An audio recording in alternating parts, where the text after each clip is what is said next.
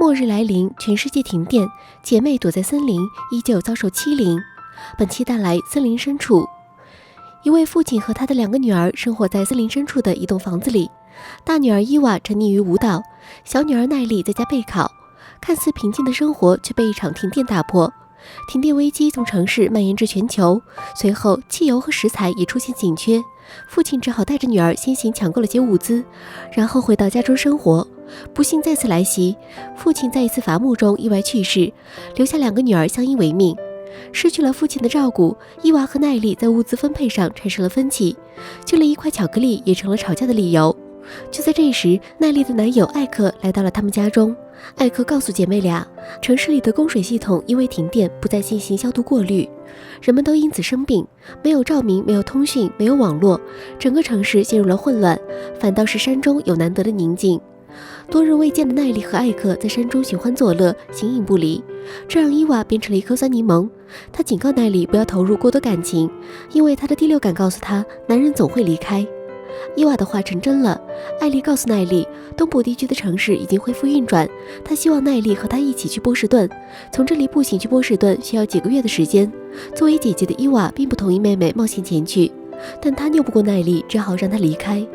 屋子变得空旷的让人发慌，不再有人和自己吵架了，伊娃却高兴不起来。我们总是在失去之后才懂得珍惜。走了1天的奈莉也感受到了孤独和失落，在一夜的深思熟虑之后，她决定离开艾克，回到家中。再次相聚的姐妹俩激动地拥抱在一起，之前的种种隔阂都烟消云散。她们找出植物书，开始采集野菜和山果。平日里看管汽油的妹妹也大方地打开了发电机，姐妹俩依偎在一起，看着家庭录像。伊娃也在久违的音乐声中翩翩起舞。第2天一早，奈莉到山中采野果，伊娃留在家中砍柴火。突然，一个身影出现在伊娃身后，那是之前有过一面之缘的超市营业员斯坦。他见伊娃独身一人，便强奸了她，抢走了家中的汽油和车。听到惨叫的奈莉匆忙跑了回来，看到伊娃受惊的脸庞和受伤的伤口，奈莉愤怒地咒骂着那个禽兽。